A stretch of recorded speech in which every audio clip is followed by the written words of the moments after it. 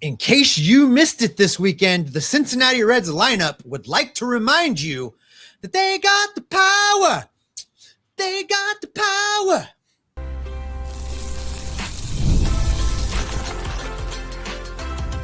You are Locked On Reds, your daily Cincinnati Reds podcast, part of the Locked On Podcast Network, your team every day. My name's Jeff Carr. His name's Steve Offenbaker. And on today's Locked On Reds podcast, we are going to get to the bullpen and its first really bad performance and why you really shouldn't fret about that a little bit later on in today's show. In just a few minutes, we tell you why you probably should fret about Andrew Abbott and an update on Nick Lodolo. But we will begin with this Reds lineup as it is on fire when it comes to the power department. The ball was carrying at Great American Ballpark this weekend, Steve. And as much as there were some home runs from the Tigers in this series, there were plenty of home runs from the Cincinnati Reds. And we saw a huge power surge. Your call of Matt McLain breaking out was correct. He had an awesome weekend. My call of Eugenio Suarez breaking out was tangentially correct because the guy who took over his spot really went crazy, and big Nate Lowe, and so I'm taking credit for that win too. But we had an amazing weekend from this lineup. That is absolutely not how that works. And listen, I did the cold open like I was a member of Snap, and I sang I've Got the Power. So you said they were on fire, and the fact that you didn't sing it like Alicia Keys bothers me a little bit. And you do not get to claim like Alicia. You do not get to claim like Alicia Keys. The Nathaniel Lowe breakout. You don't get to claim that. But listen, Jeff, how much fun to watch a Cincinnati Reds team and a Cincinnati Reds lineup take 2 out of 3 in a series that was an absolute slugfest. When's the last time you can remember a Cincinnati Reds team just going blow for blow with an opposing team at GABP, trading bombs, trading runs, and coming out ahead 2 out of 3? It has been a long, long time. How much fun was it to watch the likes of Sal Stewart go yard with 3-run bombs, and Ellie De La Cruz jacking bombs, and Nathaniel Lowe hitting 4 home runs in 3 games? Nate Lowe, welcome to the show. By the way, that is exactly why Nate Lowe made this team, is because of his ability to do that, to go on heaters and hit bunches of long balls. That's why Nathaniel Lowe is here. What a fun weekend out at GABP, where the pitching wasn't always dialed in. There were problems, but the lineup made up for it. We have for years now said that this team lacked the ability to score runs in bunches, to hit the long ball, to change games with one swing. And to the front office's credit, they have corrected that. This lineup now possesses that ability, and we saw it on full display at Great American Ballpark this weekend during Hall of Fame induction, and we saw what a difference it makes for this Reds ball club. Yeah, I think that there were you could maybe count on one hand the number of games that the Reds lineup won last year, let alone series. And I think now you can kind of look back to the Tampa Bay series as well. And I would even argue the Minnesota series to an extent, that the lineup has won these series. And because we've not seen the best from the pitching staff. And if you really want to get granular about the Reds' performance right now, and you want to be concerned about it, or concerned about something, it is the starting rotation. But the Reds have picked up with the bats where they've left off with the arms. I mean, going down 5-0 on Friday night and coming all the way back, and the fact that Tito pushed and fought and argued, I'm sure that there was a pretty nice cordial conversation between he and the manager for the Detroit Tigers during that rain delay as to whether or not they'd actually finish that ball game. And Tito was just sitting there just like, yeah, no, I want to play. And the Tigers manager's like, we've been clobbering you. How on earth do you want to play? And then they come back and they show you why, because they've gotten so many great performances out of this lineup, Steve. And I think that for me, there's definitely the Sal Stewart love right now. I mean, we're talking about a dude that is this close to breaking the rookie record for the most RBIs in the first month of the season. He currently leads Major League Baseball in RBIs right now. Not the NL Central, not the Reds, not even the National League. Major League Baseball. Nobody has more RBIs than Sal Stewart does. And Nate Lowe had an amazing weekend and a huge breakout to make you wonder if the Reds need to rethink their lineup whenever Eugenio Suarez gets back from the oblique injury. Put Gino at third, put Lowe at DH, and that's just how you do this thing. But for me, Steve, it was the breakout of the top two guys. TJ Friedl and Matt McLain looked like themselves this weekend. Looked like themselves, the guys that we know who they have been. TJ Friedl was hitting the ball hard. Of course, hit his home run. Matt McLain with multiple homers in Friday's game, arguably the biggest reason that they won that game. And then, of course, another big RBI on Sunday as well. And had it continued the way that it was going, he would have been the winning RBI. I think that ultimately them breaking out is going to be so crucial for this lineup, because if they're getting on base a lot more than they have to begin this season, or if, in the case of Matt McLain, he's been getting on base, but if he does more damage, then we are just going to see this lineup flow freely for the rest of the season. Yeah, to your point about Sal Stewart, he needs 4 more RBIs before May 1st to set the record for most RBIs before the month of May by a rookie. And Colorado's coming in? Colorado is coming to town. They cannot pitch. They cannot field. They're terrible on the road. All of the things are aligning for Sal Stewart to get this little record, taking it from Jose Abreu, who has 32, where the record is set. So I look forward to Sal Stewart accomplishing that. I think he can get it done. And to your point as well, how much fun has it been watching what these guys have done over the last couple of series? The Cincinnati Reds, heading into the month of May, are leading the National League Central. They are well above 500. Terry Francona is managing this team, and it has it firing mostly on all cylinders, in spite of injury problems, in spite of a couple guys having horrific starts to the season. And you, by the way, buried the lead in the talk of this segment, because your boy, your dude, the new fan club that you had started, that you are the president of, your man, Key Brian Hayes, now has a batting average that is above 100. He is currently doubled his batting average in a weekend. He has doubled his batting average in a weekend. He is up to 114 with a couple and big, he's not doing it on little dinks and dunks. He's hitting extra base hits. He's got Steve, as of right now, where we're sitting here, and this is coming out on April the 27th, he accounts for 50% of the Reds team triples. How are we not giving this guy more credence? He's absolutely deserved. I get it. I kid a little bit, but it has been nice to see him at least break out of the insane slump that he was in. But that's a microcosm of this lineup, right? It's not as Key Brian Hayes goes, so does the lineup. That would be horrible.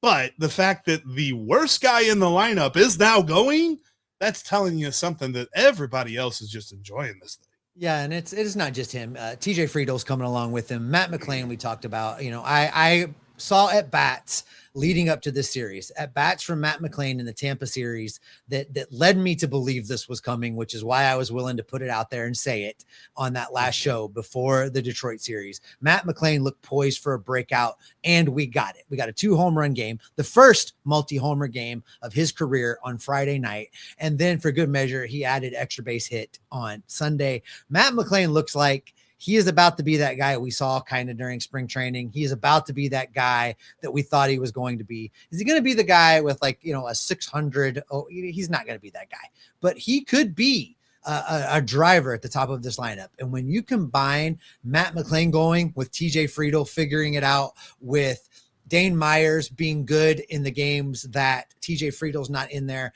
it all fuels that 3-4-5 in the lineup narrative that we've been talking about, where the Reds have one of the best 3-4-5 lineups in baseball, even absent Eugenio Suarez right now. Nate Lowe just picked right up and jumped right in there and told everybody, watch out, here I come. This lineup is fun. And if you're not having fun right now, if you're still poo-pooing this, if you're still naysaying this, just put yourself in timeout. This is a fun team to watch right now. So much fun to watch. I will say they're not without their flaws, and we are going to discuss some of those flaws as we move through this show. But I feel like even with the flaws that they have, being that they're 18-10, like best start in like 23 years, like at this point, it's no longer like this is a fluky thing. I feel like there's lots to build on with this, and some of the struggles that we've seen. We'll get into that. But I'm happy. You mentioned flaws. There are flaws. There are problems. There are places where there is room to improve. The biggest spot for improvement is a couple members of the starting rotation, and we're going to talk about that coming up next. If you've got a sweet tooth like I do, you know how tough it is to find the perfect balance that has a treat that gives you everything that you want and it's not packed with sugar. That's why the Confetti Craze 5-Hour Energy Shot brings the nostalgic flavor back in a whole new way. This is that classic taste that you remember, but it's got that tasty caffeine boost and zero sugar. It's a quick, easy way to satisfy the sweet craving while keeping things simple and on the go. I've always loved eating a piece of birthday cake, regular cake, chocolate cake, yellow cake, all the cake. Cake is good, but if you have a piece of cake a day, well, probably going to end up in the hospital pretty quick. This is a perfect alternative because Confetti Craze 5-Hour Energy gives you the feeling of, having a nice piece of cake, but there's no sugar, and it gives you that kind of caffeine boost that you're looking for. It's become my go-to when I want something sweet without going overboard. The Funfetti flavor is back on 5hourenergy.com or on Amazon. Crack open Confetti Craze 5-Hour Energy Shots today.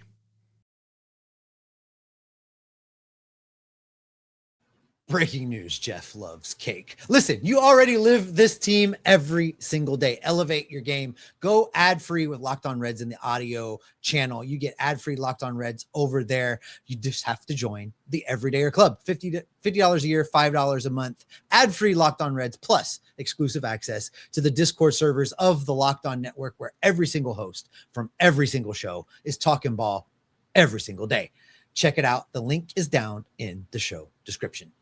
All right, Jeff, as fun as the lineup has been, the single strongest point of this team heading into the regular season has been probably the biggest disappointment of the team heading into the 2026 season. We thought on paper, and this is why they play the games, but on paper, the Reds had all of this pitching depth. They had all of these starting pitchers coming out of their ears. What are they going to do to get all of these starting pitchers in the game? Well, Hunter Green and Nick Lodolo made sure there was opportunity for everybody. Neither one of those guys has thrown a pitch in 2026, and the rotation is beginning to show some cracks in the facade. There are guys that are struggling to fill the void. And the biggest struggle right now is occurring amongst the guy that we thought was going to be the dude that stepped up the most, the guy that was going to fill the role of ace, to be the next man up to lead this rotation. That's Andrew Abbott. And I wonder if that whole thing is not a big reason why he is struggling as much as he is, because they are asking him now to be the ace of the staff. They're asking him now to be the guy that leads this rotation. And that's not really been his game. He's been Mr. Consistency. He's been Mr. every fifth day, go out there and get a job done. Not necessarily the guy that's supposed to go out there and overpower the other team. Think, for folks of my generation, think much more Tom Browning than Jose Rio, a guy that gets the job done, but the guy that's not going to mow down a bunch of the opposing hitters. Andrew Abbott has struggled, and I have tried to keep an open mind. I've tried to sit back and say, he'll get into it. The season, it's early. We've got enough sample size now, Jeff, that I'm getting a little concerned about the results we've seen from Andrew Abbott. I think at this point, you're also getting a little bit concerned about what we've seen from Andrew Abbott. Yeah, and I would love to come in here with a number that just shuts down any concern and says, look, this looks good right now. Let's have some patience. And while I still think patience is the way to go, I don't really have a number that's going to make us feel good about this. In fact, if I did have a number, Steve, there'd still be this thought in my head that all you need to do is watch any of the games that Andrew Abbott has pitched in so far this year, and especially the most recent one. You can tell this dude does not trust his stuff. He is up there on the mound trying to make the perfect pitch every single time. He is trying to, you get this coaching note whenever you're in high school where it's just like, you cannot place the ball. You just go through your mechanics, make sure you're crisp, and you deliver the ball. But he is trying to place the ball right now. He is trying to put it in the exact perfect location because in his mind, if it doesn't hit that spot, it's going to get clobbered. The problem is that doubt, that's been right. He's been getting clobbered. And his game is about missing barrels. He is not the strikeout guy, like you said, but he is the miss barrels guy, weak contact guy, move through the game really quickly, get deeper into the ball game, take the pressure off the bullpen, and keep this team in it to win it. But as it stands right now, Steve, the team has won in spite of him with that 6.5 ERA and his FIP, the fielding independent pitching, a number that we like to point at and say, is the guy getting lucky? Is the guy getting unlucky? His FIP is 5.0, but that doesn't mean he's getting unlucky. Like that's still not very good. Like I think we need to hold off a little bit on going too crazy with this. But my concern level is with you. It's above 5 out of 10. Yeah. If you had told me at the beginning of the season that Andrew Abbott would be the only member of the Reds starting rotation to have a negative WAR, he would be the only guy. That's according to Baseball Reference, which derives from win probability. His B WAR right now is negative 0.3. You talk about the FIP, you talk about that ERA. I love to look at strikeouts per 9 and walks per 9. Strikeouts per 9 right now for Andrew Abbott, Jeff, sit at 6.0. Respectable, right? It's cool. Wait for the other number. Walks per 9 are at 4.1. You take the negative WAR, you take the ERA, you take the FIP, you take the walks per 9. Andrew Abbott has a problem now. And we have a sample size big enough to know that he needs to be making adjustments. Derek Johnson needs to be working with him. There is something at this point that needs to be corrected for Andrew Abbott to right the ship. I think, and here's the deal, because this is kind of the point. And I had some folks asking me, like, do you think that they give him that phantom IL stint to go like figure it out? Maybe whenever they activate Nick Lodolo, they put Abbott on the IL.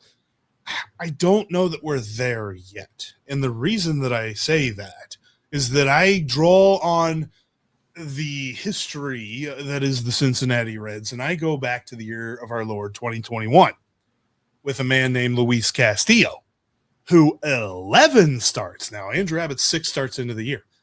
11 starts into 2021, Luis Castillo had an ERA of 7.2. You remember he was bad to start that year. That was the year that he pitched on opening day against the Cardinals and got destroyed, and it just felt like he never got right for a very long time. He went to the end of May like that. But then, Steve, from the month of June to the end of the season, Luis Castillo had a 2.7 ERA. Something clicked. He went back to being Luis Castillo, and he pitched amazingly. I still think that Andrew Abbott's got the ability to go back to being Andrew Abbott. I don't think he's lost that. It's just he's got to figure out that mental block right now because it's killing him. You can watch it on the mound. You can throw all the numbers that you want at me. Well, it's fastball velocity and all this other stuff. His mental state right now is not right. He's not the Andrew Abbott that we know, and until he gets back to that, which I think he can, we won't see Andrew Abbott. But to be fair, to the point your friend was making, to the point that a lot of people are making right now, Nick Lodolo made a rehab start yesterday in Dayton, pitched well, went 5 innings, had no blister. If you are being fair and you're saying that's the big part. If you're being fair and saying that Nick Lodolo is going to replace the weakest link in the Reds rotation when he gets activated, the weakest link in the Reds rotation is Andrew Abbott. Right now, Brandon Williamson, as up and down as he has been, has a positive wins above replacement according to Baseball Reference. He's at 0.1. So he's 0.4 points better than Andrew Abbott. He has a better ERA. He has a much better, and strikeouts per 9, walks per 9 are not better, but he has a much better overall statistical profile than Andrew Abbott has right now. Now, I'm not saying that's probably what they do. But if all things being equal, if you're using Nick Lodolo to upgrade the weakest part of the rotation, it's Andrew Abbott. And I can't see any scenario, folks, any scenario at all where Andrew Abbott is optioned to Louisville. So the way you do that is the phantom. I have an inflated ERA-itis, and give him a break and a chance to reset, because they're not sending him down to Louisville. But I don't think they even do the phantom IL stint for a while. Like, I think that this is something that they just let him work this out. He has earned that right. I think he has gotten to this point in his career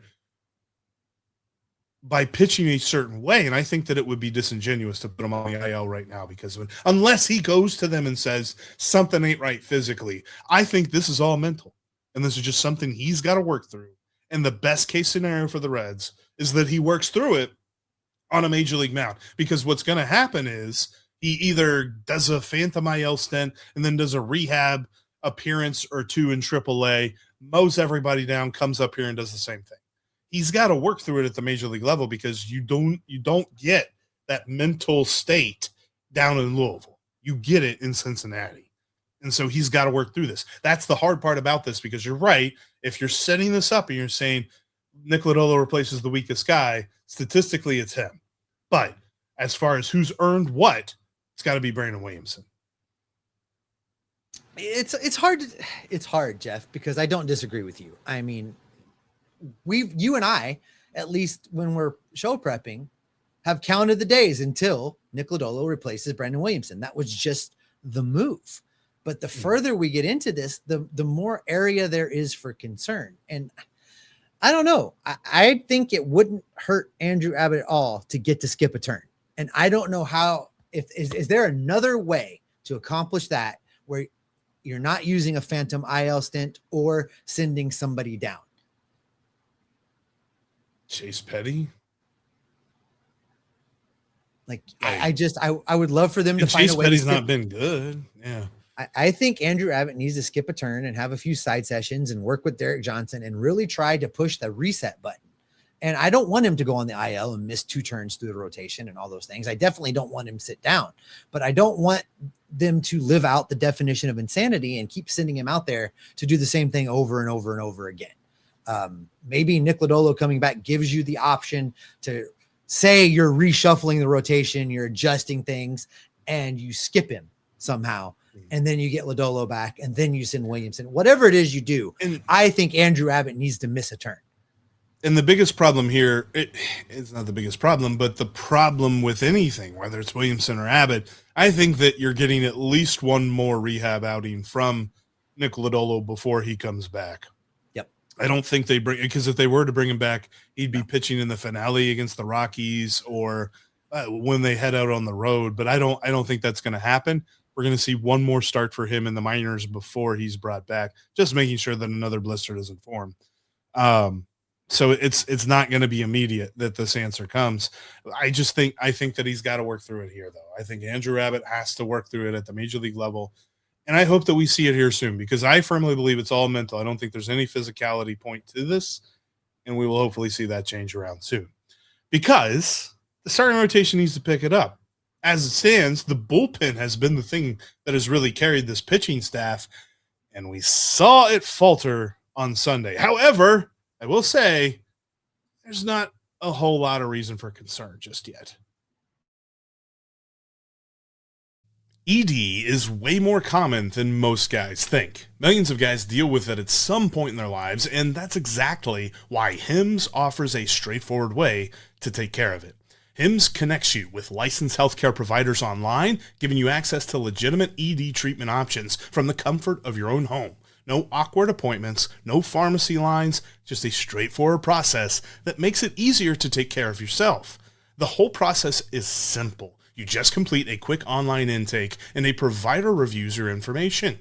To get simple online access to personalized, affordable care for ED, hair loss, weight loss, and more, visit hims.com/LockedOnMLB. That's HIMS.com/LockedOnMLB for your free online visit. HIMS.com/LOCKEDONMLB. Prescription required. See website for details and important safety information. Sildenafil is the generic version of Viagra. Viagra is the registered trademark of Viatris, a specialty LLC. Hims is not affiliated with or endorsed by Viatris.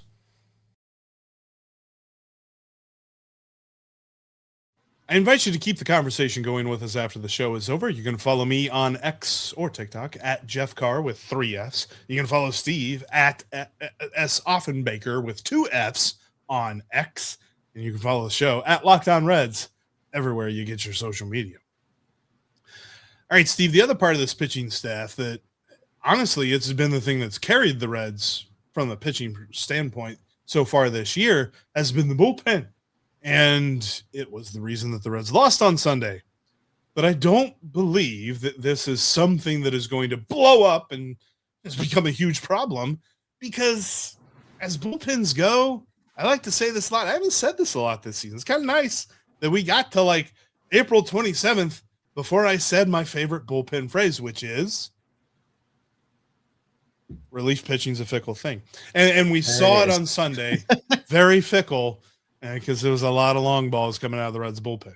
You know, everybody that follows this team on a regular basis, all of the broadcasters, all of the team, the team media guys, you and I, we all looked at this thing and we all landed in the same place, which is, yeah, the bullpen was kind of due to have a meltdown. I mean, you know, we didn't even talk about Rhett Lauder in the last segment as a starting rotation, but pretty good game. He gave up a couple runs in the first inning, but settled in, struck out 7, walked 1, and the Reds handed it off to the bullpen. And the way things have gone this season, you're like, cool, here we go.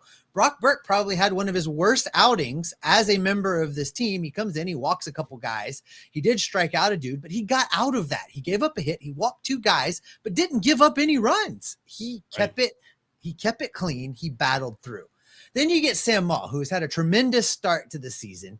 You know, he gets hit with a blown save, which is a stupid statistic, but yet here we are. He gives up a couple runs, one of them earned, one of them not. It kind of all fell apart after your dude, the fan club which you are running, the Key Brian Hayes Gold Glove experience, booted a ball at third base, and it was all downhill from there. It happens, but it was all downhill. And I think right then, watching the game, you watch Key Brian boot that ball. You watch Sam Maul fall apart after that, and it became very clear very fast. You know what? This is one of the games in the 60 they lose. That's where we're at. It was pretty evident from right there.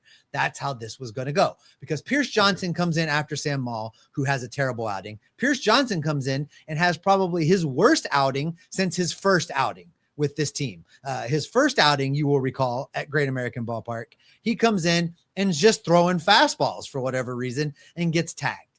His outing yesterday, not much better. 2/3 of an inning, 2 runs on 2 hits, all of them earned. He did strike out a guy. He gave up a home run. Jose Franco comes in mop-up duty and was a quintessential mop-up pitcher. He gives up a couple runs. He gives up a couple hits. He walks a couple guys. It was ugly. It wasn't pretty. This is just one of those games that a bullpen has every once in a while. Am I concerned? No. Am I worried? Do I feel like this is indicative of what we've got to come? Absolutely not. It was just one of those games. They're going to pick right back up where they left off against the Colorado Rockies on Tuesday. And I saw the criticism of Terry Francona going to Sam Maul in the 7th. And for 2 seconds, I agreed with it, where I was just like, wait a minute. Yeah. Where is Graham Ashcraft? But I forgot he pitched in the first 2 games of this series. So are you going to pitch him 3 days in a row in the month of April? Probably not. Probably not a good idea for the long-term strategy of this bullpen. And so I was totally okay when I realized that was the reason that we didn't see Graham Ashcraft.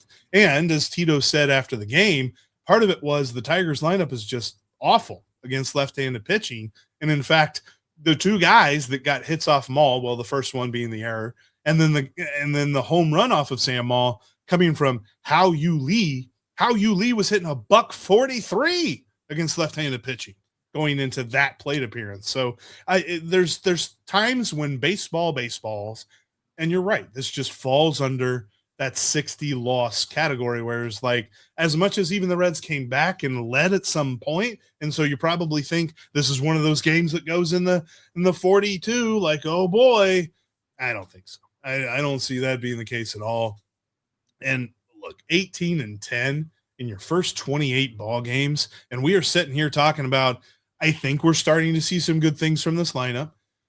we need a lot more from this pitching staff. Like Steve, if I'd have said in February we hadn't seen Hunter Green or Nick Lodolo to this point in April, and both Andrew Abbott and Brady Singer have been at best meh, you'd say that the record probably would be flipped.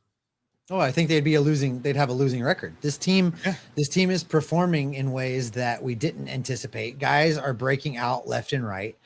It's a fun team to watch. They're going to continue to win ball games. Look, it could be a lot worse than it is. We have yet to see the best version of the Cincinnati Reds in 2026. And yet here they are in first place in the division, and in a division where everybody's winning baseball games. Coming out a little bit later in the feed today, folks, there is a National League Central squad show. All of the hosts of all of the shows of the National League Central are going to get together and talk a little National League Central. It's going to be a great conversation. And guess what? Your Cincinnati Reds are leading that division, a division that's full of guys winning baseball games. So the Reds are in great shape right now, Jeff. I am not concerned. Are there areas where improvement is needed? Sure. Are there areas where they have underperformed?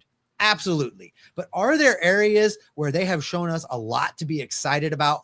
110%. Yes. This team is fun to follow, fun to watch, and I can't wait to watch them play baseball each and every day. And they're heading into a series against a team that we're going to preview on tomorrow's show, where that success should continue. So this was a one-off. They were bound to have one that let us down. This was it. Look, they won a series against the Detroit Tigers in a slugfest.